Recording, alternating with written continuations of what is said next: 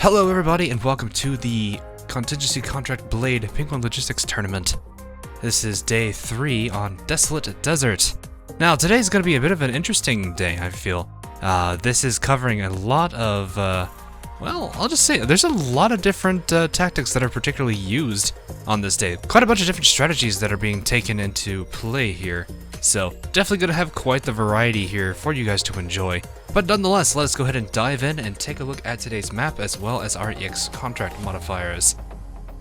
Now, as I will definitely say, Desolate Desert can be a bit of a rough map. The acid slugs that completely reduce defense are pretty devastating if they've got the right contracts on, and, well, today kinda, I wouldn't say is one of those days, but the easiest way to handle this particular day, well, has been completely, I would say for the most part, countered.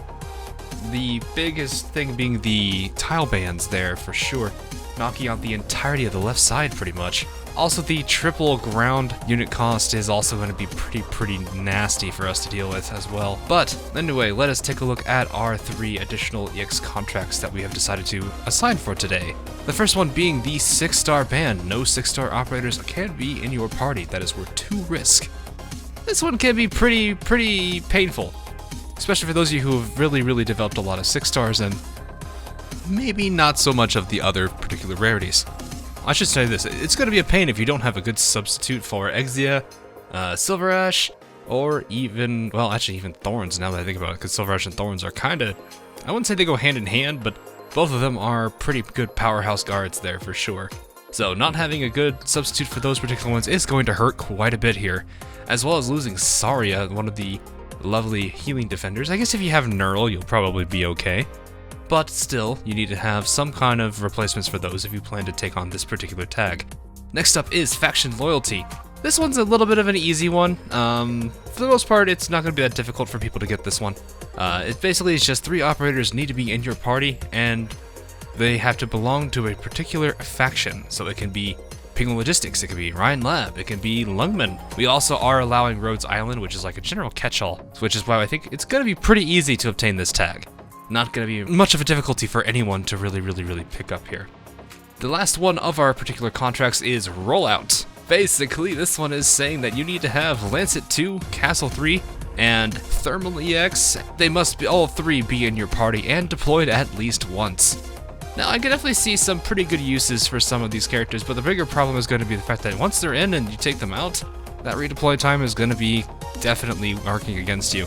Not to mention, that's 3 slots that you're giving up just to take this particular contract. So it is a little bit of a gamble if you feel like you need that 1 extra operator or 2 extra operators just to get yourself the clear.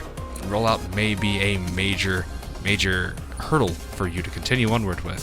So we also do have 2 additional contracts that do run for each day. They are basically ones that you can do at any time, and if you can manage to pull them off, they do reward you decently.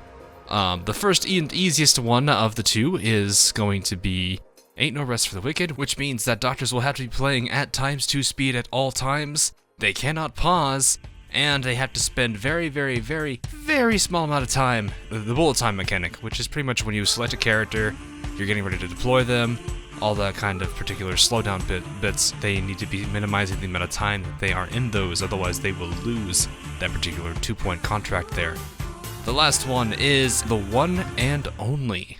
This is a 1 operator relay in which you can only have 1 operator deployed on 1 tile at any given time. You can't have 2, you can't have 3, it has to only be 1. So like we said, it's going to be a 1-op relay the entire time. Can it be pulled off? It depends. This is one that will definitely vary from map to map and also from the risks that people decide to pursue. Anyway, that is going to be all for our particular contracts, so we're going to go ahead and start to dive into some of our runs. But first, as I've always done, feel free to take a look at screen and see that there are some timestamps for people to take advantage of, and if they are wanting to watch a particular player go through their particular runs first before they dive into the others, the timestamps are located on screen as of right now. Alrighty, and first up is Alo-san with his Risk 18 clear here. picking up a good number of the base CC contracts, but also picking up 4 EX contracts. Rollout, Faction Loyalty, no 6 stars, and the ×2 Ain't No Rest for the Wicked contracts. Definitely going to be quite the impressive run here. Without further ado, enjoy guys, and I'll see you in a bit.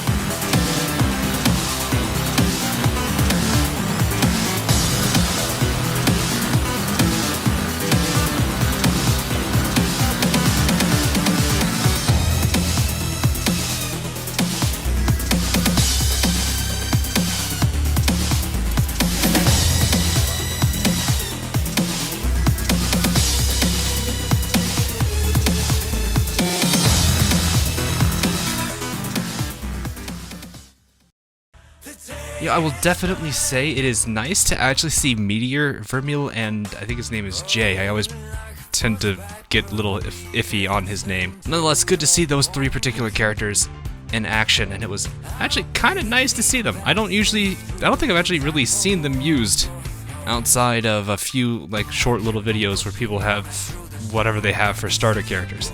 So it's nice to see them get some action. Definitely going to take advantage of Vermeil there with the multi-target attacking that she does do. So definitely was a nice advantage for Alusan there. Anyway, moving on to our second player. That is going to be Armadon with a, if I'm doing the math correctly here, this should be a risk 17.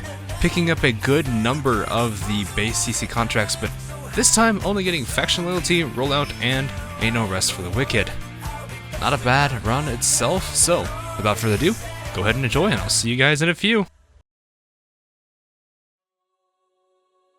先輩、私たちのことは気にせず全体の指揮に専念してください。君たちのために地獄の一等地に部屋を用意しておいたから安心して行ってらっしゃい。手加減はしませんよ。ついてきて。リオポーネント。皆さん、安全確保第一です。火事には気をつけてください。はい。治療が必要ですか？アーツユニットチャージ中。敵対ユニットを確認。攻撃準備。温度は安定しています。ドクター、ここっていい？リンゴちゃん、今日もよろしくね。総員3回。私はこの気持ち。プロフィオプロセス開始します。みんなこっち来て。時間をかけるつもり。絶対許しません。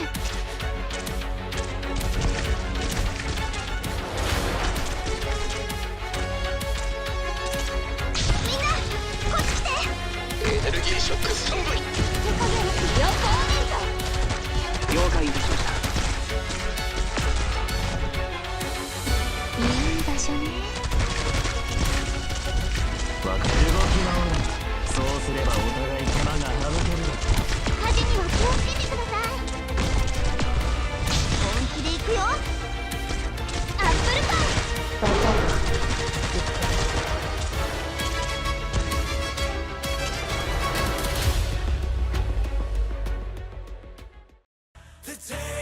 I will definitely say I do have Thorns available to me in my roster, but I've not really leveled him.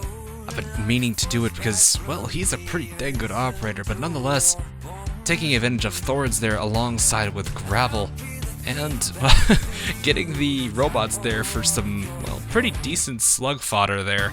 I guess that is one way to use them for sure, but nonetheless, it is a pretty good clear there, Arma. Congratulations, dude. Looking forward to the next one for sure. Anyway, on to our third player of the day. That is Miyang here. And Miyang actually did pretty decently here as well. Getting up the risk 8 again, but this time he actually did pick up faction loyalty. So he has a risk 9 there. Anyway, not too bad of a clear for sure. So I'll go ahead and let you guys kind of observe, and I will see you guys in a few.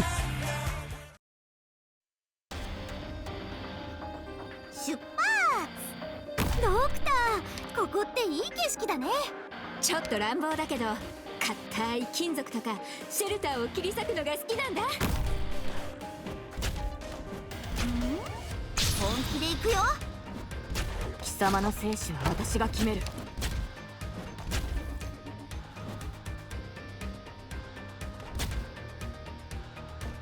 時間をかけるつもりはない。戦場に出たからには死ぬ覚悟を決めろ。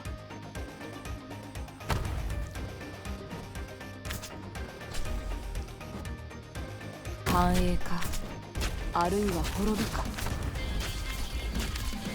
苦しみを忘れたことはありません。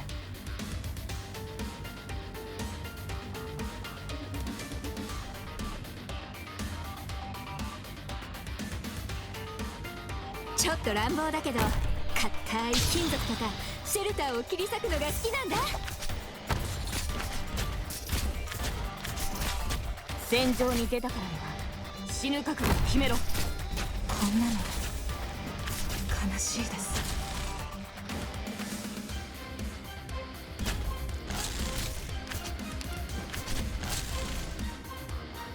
どけ。命令を。動き回るな。そうすればお互い手間が省けるだろう。ちょっと乱暴だけど、硬い金属とかシェルターを切り裂くのが好きなんだ。こんなの私の武器は誰にでも扱えるわけではない。わあ、リンゴちゃん、今日もよろしくね。始めよう。気をつけなさい。我らが神よ、お聞きください。さあ、あと少し。あなたは私がお守りします。了解した。このチェーンソーで真っ二つにされたくなかったらさっさと投降しちゃって。あなたは私がお守りします。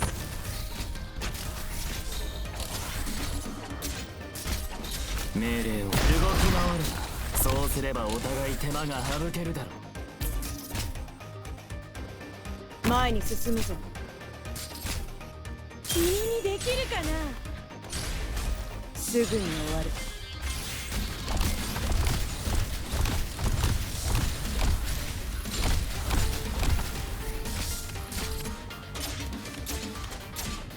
すぐに貴様の生死は私が決める。整いました。鈴の音光りて風雪をまとう。この程度で止まると思うの。貴様の生死は私が決める。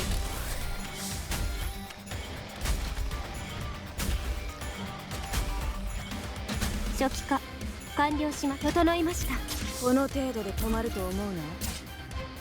ちょっとからかってあげようっと。エリートオペレーター。分かった。承知した。凝固しろ。 Mission accomplished.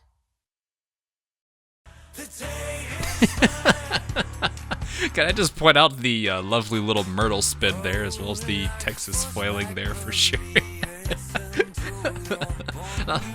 Kind of an interesting use, I will say, also for Siege there. But definitely going to take advantage of the lovely aerial hammer that she can do for that nice AoE hammer damage there, which is pretty good against these slugs. So, not bad, Miei, not bad. And looking forward to seeing how your future runs will continue to go as this tournament unfolds. Alrighty, up fourth now is Frost Phoenix. Now from what I'm actually looking, it does say risk 14 on this particular video, but just looking at the numbers real quick, I think this is actually a risk 16. So he did take 10 contingency levels from the base CC. He also managed to pull off here with Ain't No Rest for the Wicked, faction loyalty, rollout, and no 6-star. So I believe that should be a 16, not a 14. Nonetheless, hey, that's pretty good, dude. Let's go ahead and roll the tape and see how it went. 出発します。皆様、お怪我のないように。主のな君たちが敵？手加減なしで頼むよ。僕に回復させないで。バッタン、腰抜けや。誰が戦場で旗を武器にするんだよ。一気に片付けましょうか。了解いたしました。はい。いや、力と栄光。行くぞ。みんな、こっち来て。目標地点到着。信号特戦即決。命令が待っている。どう敵を捕捉。直ちに行動に移る。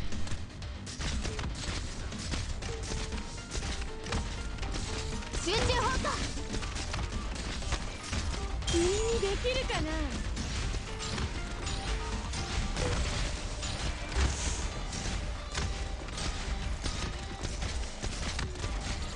撃て。チャージ。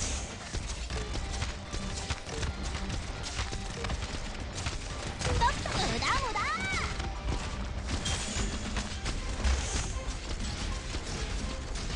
下がって。治療モード適用します。ファイヤー。始めよう。題名を轟け。気ぃつけ。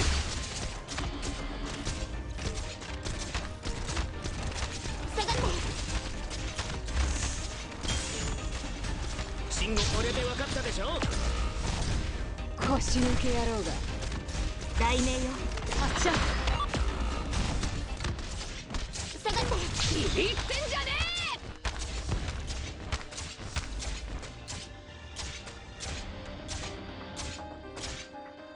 助立ちいたします。え。さあ、あと少し。うわ、寝ちゃうとこ。キャッスル3。プログラム起動します。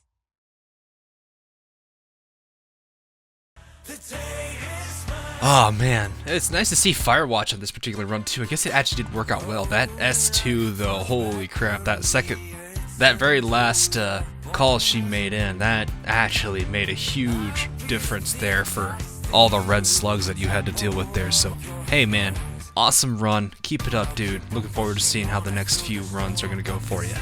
Alright, up next is me. I don't really think I need to say too much about this particular run. I had a risk, I believe, 16 clear for myself here. I believe I did a base risk of 13 and then combined it with faction loyalty and the 6-star ban.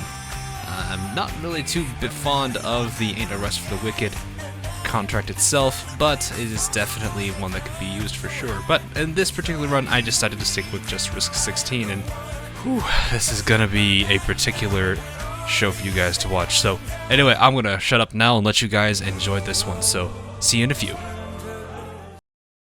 2 points there. みんな 3. の Yeah. ちゃんと見てあげ You る got わよ。 faction. Look now. どうせ弱いんだ。お前らみんなまとめてかかってこいよ。我が蜜液汝に死をもたらさん。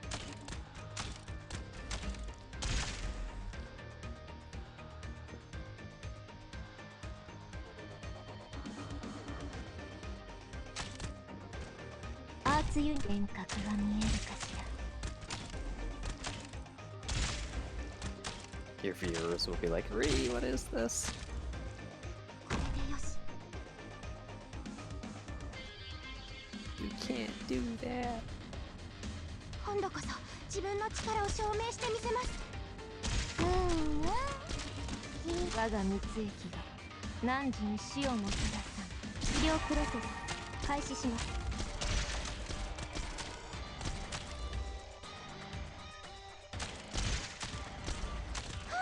絶対許しません。こ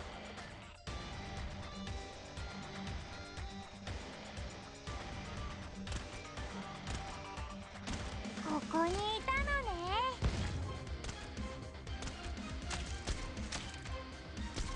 抹殺する。遅すぎる。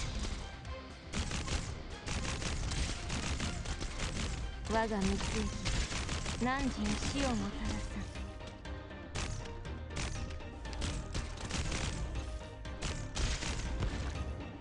ん。集中。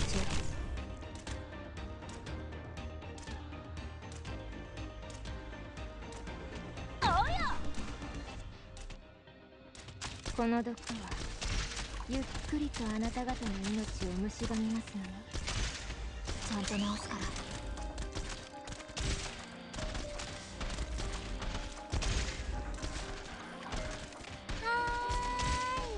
私から逃げられる。この一手でチェックメイトだ。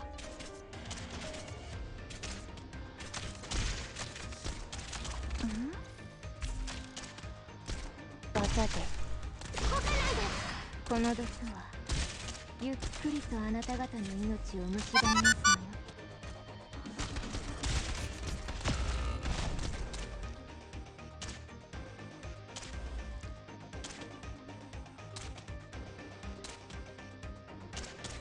幻覚が見えるかしら。敵の視界には何も映らない。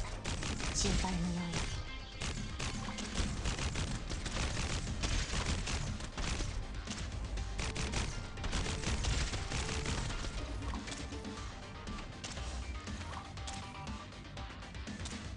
一気に片付けましょうか。 You need to be able to activate Telepathy skill. 幻覚が見える。 Can プ you? ログラム Let's see if you get a chance to. 初期化治療プロセス開始します。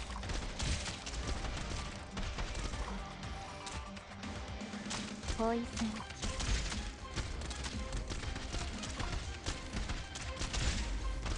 て。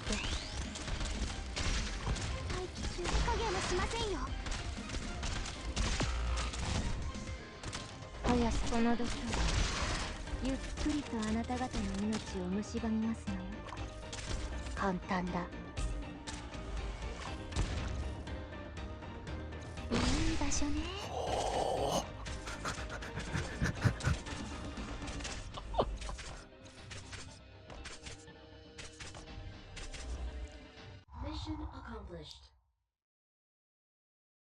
That was so close. Quite the nail biter there, wasn't it? I will definitely say it was a good last minute call there to actually not use Silence's drone, because that would have probably ruined me on that run. So, good quick thinking last second there, and well, managed to clutch it out at the end there. Whew, that is definitely one to keep you on the edge of your seat for sure.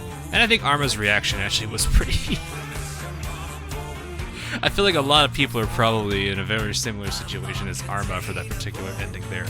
But anyway, that is all for my run, and we're going to move on to our 6th player for this particular round, and it is going to be Ikazuchi. Getting a pretty solid run of a risk 13. That is pretty good, Ika. Keep it up, dude. Anyway, I will see you guys in a few. 一緒に行きましょう。じゃあ行ってくる。壊滅させればいいんでしょう。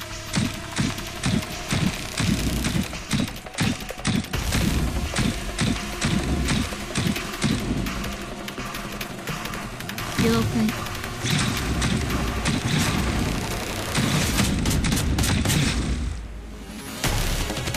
抹殺する。待機。次の指示を待ちます。遅い。私からは敵が見えるけど向こうから残念だったね。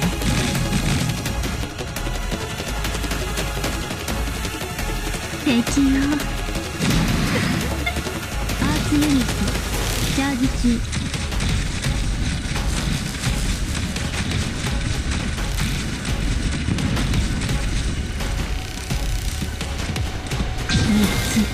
アーツユニット起動します。カードに引きが良い。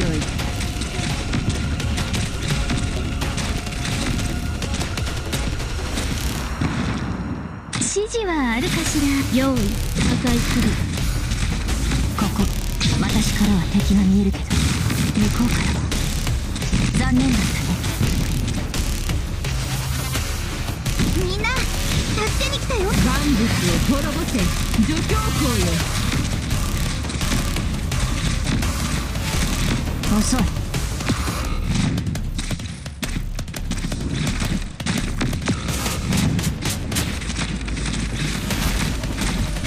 用意。破壊する。治療の準備だ。ここテクニックを使えばこれくらい楽勝でしょう。承知しております。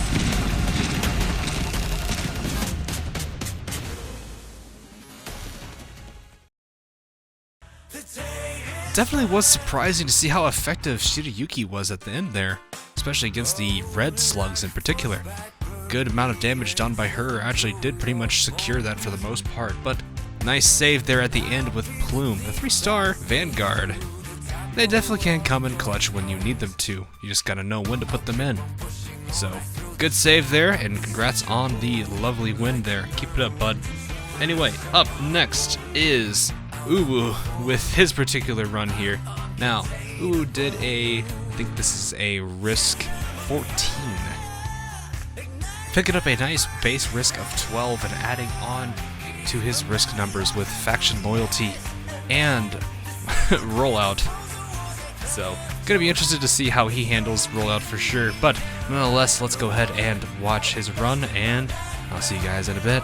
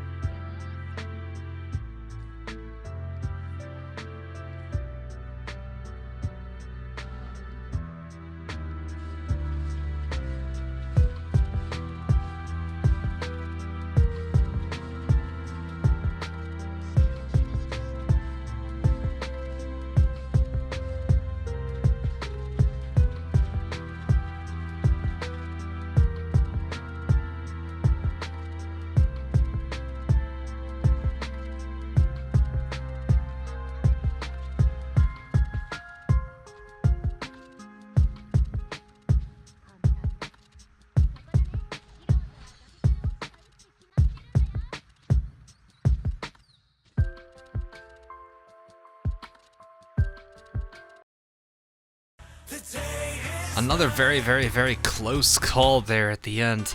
Good call on retreating one of your operators there to give you enough DP for Cliffheart to save the day. Good work, man. Congrats on the run, and looking forward to seeing how the future runs are for you. Anyway, up next in the 8th position is Yay Man. Picking up a risk 11 though. Not bad, dude. Not bad at all. Taking a base risk of 10 and then adding on faction loyalty. Definitely not a bad run for sure. So let's go ahead and take a moment and see how you did, bud. 出発。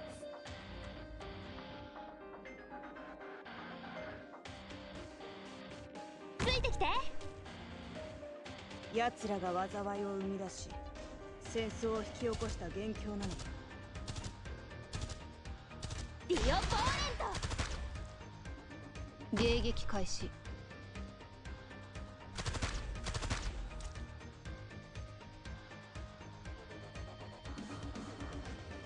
みんな助けに来たよ。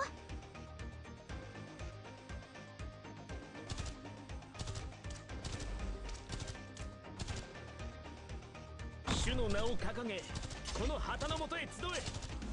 本気で行くよ。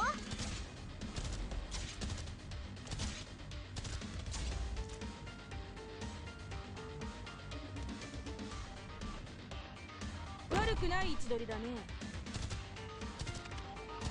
問題ない。即戦即決。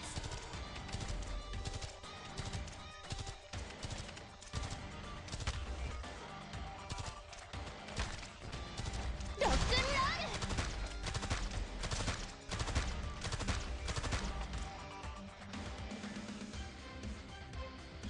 行ってきまーす。ただ一瞬です。リンゴちゃん、今日もよろしくね。さあ、走行を砕く。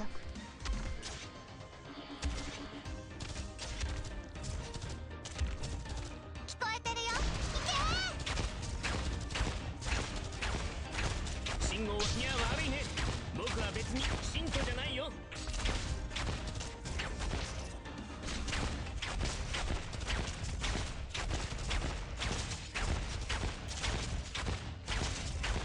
イエスさ。は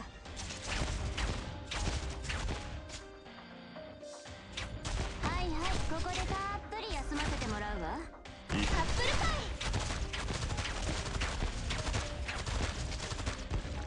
大当たりを引くのは誰かしらね。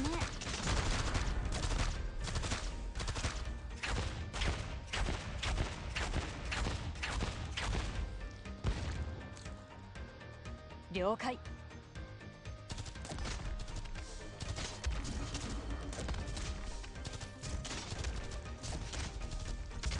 3つ数える間に走行のチャンスをあげる。さあ、前に進むぞ。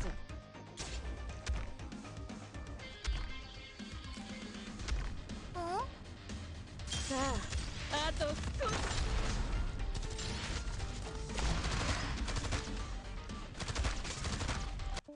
大当たりを引くのは誰かしらね。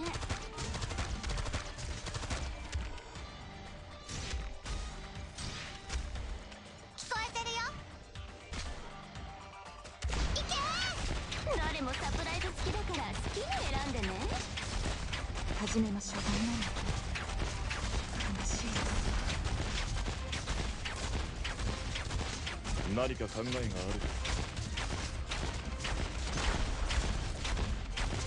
何か考えだ。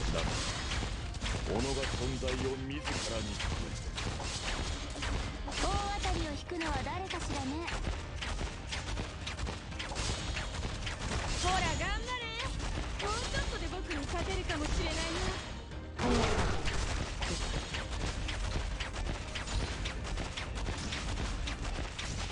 簡単だ。凝固しろ。Mission accomplished. The day I could definitely see how W would be a huge advantage here on this particular map. The AoE snipers definitely could have some pretty solid amount of work done on this particular one. Good call on holding off Silver Ash until the end of that particular run, dude, for the final wave. That was probably a major point you needed there. So, good work and good call for that. Anyway, moving on to our next contestant here. It is Kikinook, and hey man, you got a pretty good clear here. Getting a risk 5. Dang, dude, keep that up.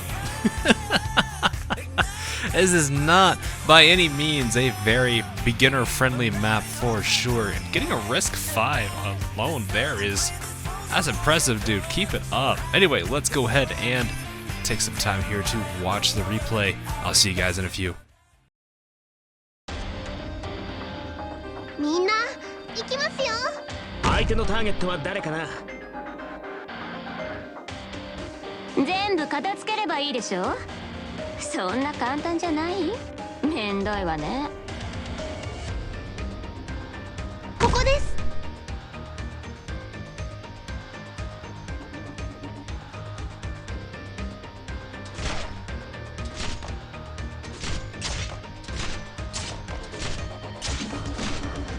問題ないよ。誰が戦場で旗を武器にするんだよ。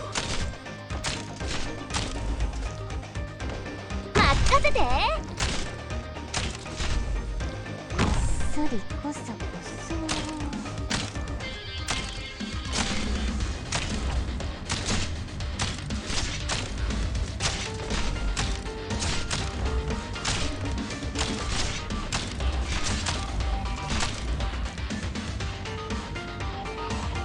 クムがみんなを守る。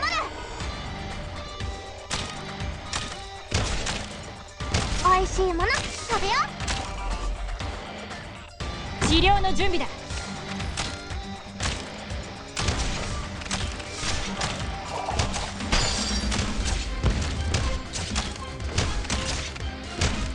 気出して。問題ないよ。これで分かったでしょ。ここだね。こっそりどこかに行っちゃうかもね。はあ。私からは敵が見える。今助けてやる。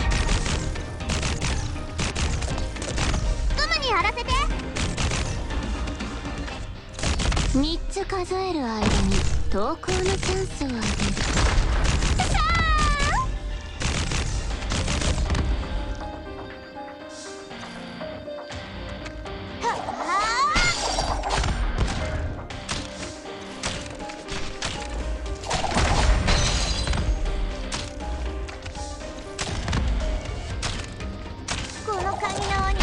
捕まったらもう逃げられないよ。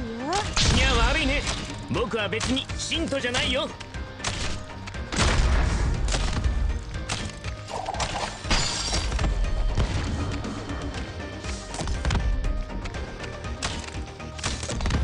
大当たりを引くのは誰かしらね。私はあなたの影。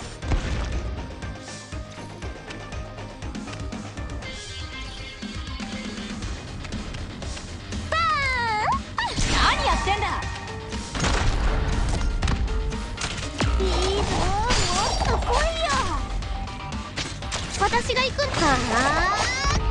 クムがみんなを守る。誰もサプライズ付きだから好きに選んでね。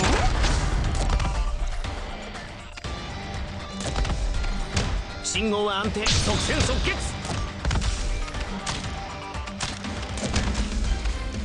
3つ数える間に投稿の私からは敵が見えるけど、向こうからは残念だったね。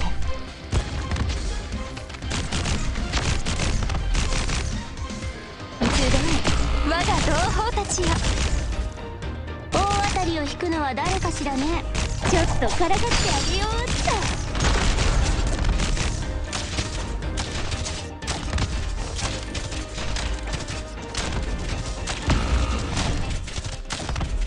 3つ数える間に投稿のチャンスをあげる。さあ。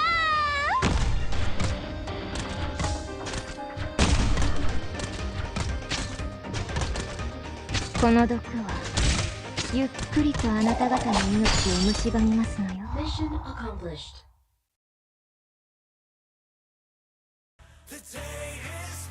Holy crap, that beagle at the end, she had like no health. Oh, that was a close call for her for sure. I know she's definitely a tanky character, so I'm glad she was able to handle the punishment from that.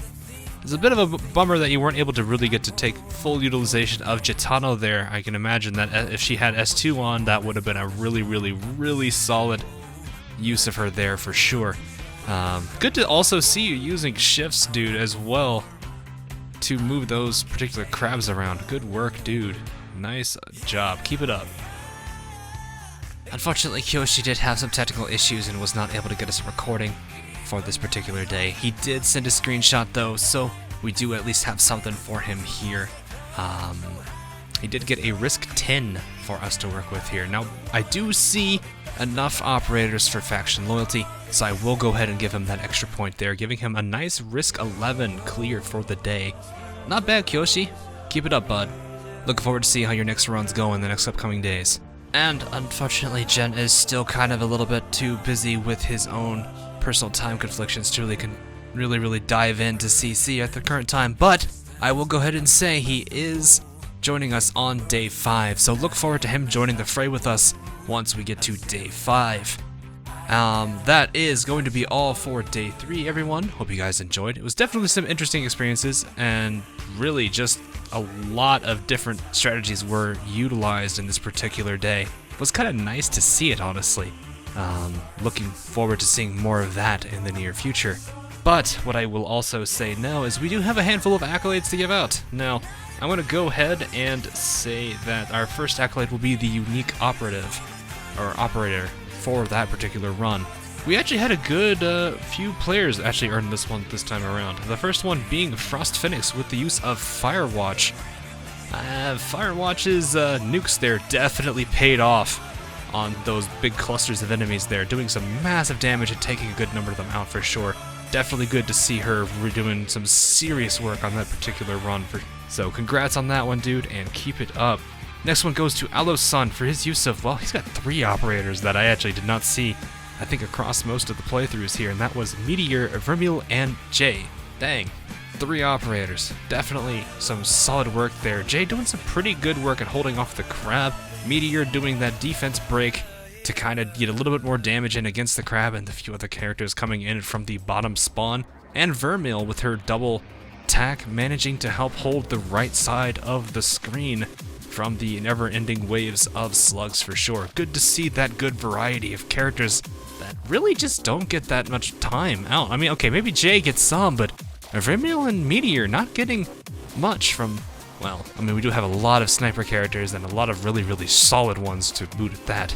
So, it was good to see those 2 particular characters get some time out in the spotlight for sure. And the last person to get a unique operative is, although I kind of feel like it was kind of expected at this point, it is me with Bee Hunter. Really rolling off the dodge there and playing a game of RNG with her here. Managing to actually succeed with it, which was kind of a bit of a shock, to be completely honest, because she was not E2'd. But, last accolade for the day. There was only 2 this time around. And this one is... that was close.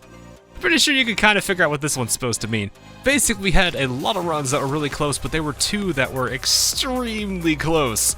And it had not been for some really quick on-their-feet decisions there, they probably would have lost the run. The first one going to Ubu there, deciding to retreat one of his operators just to deploy Cliffheart there at the end to save his run by blocking the 2 wolves at the very end. Definitely good clutch there for sure.